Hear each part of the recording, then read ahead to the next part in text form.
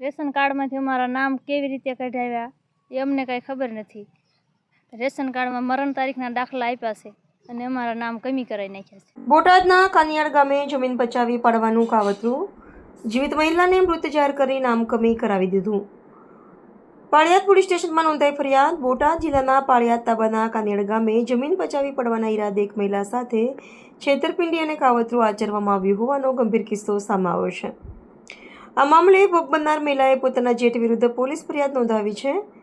કાનિયાડ ગામના રહેવાસી કંચનબેન શંભુભાઈ રાઠોડ અને તેમના જેઠ સુરેશભાઈ ગોરધનભાઈ રાઠોડ દ્વારા જમીનના વિવાદમાં સતત મારી નાખવાની ધમકીઓ આપવામાં આવતી હતી.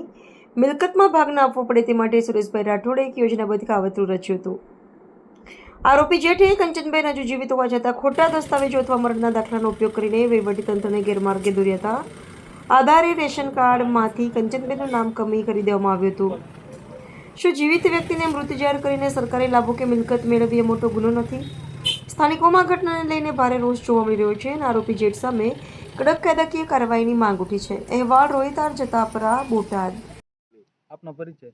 મારું નામ કંચનબેન છે, ગામ કાનિયાડ. આ જે બનાવ બન્યો છે એની વિગત આપો. મારા સસરા ને મારા જેઠ બધા અમારી હારે બાજે છે, ઘરે રહેવા નથી દેતા અને 10 વર્ષ થઈ ગયા મારા લગ્ન થઈને, કાયમ બાજે છે. અને જમીન અમારે છે ને એ બુડમાં છે, ડેમમાં. એના કાંઈ પૈસા વળતર આવે તો અમને આપતા નથી. તો 3 વખત આવી ગયું છે, આ 3જી વખત આવવાનું છે હવે, તો પૈસા દેતા નથી. અમારે નામ કમીના દાખલા નામ કઢાઈ નાખ્યા છે 4 એના રેશન કાર્ડમાંથી. અને મારવા ધોડે મારા જેઠ પોતે, મારા હારા ગાળું બોલે છે, બધાય બાજવા ધોડે અમારે હારે. નામ કમી કરાવી નાખ્યા છે મારા 4 એના રેશન કાર્ડમાંથી. મારા હારાએ કરાયા હોય કે મારા જેઠે કોઈને કરાયા એ અમને ખબર નથી. તો રેશન કાર્ડના અમે કીધું નામ કમીના દાખલા આપો તો અમને દેતા નથી.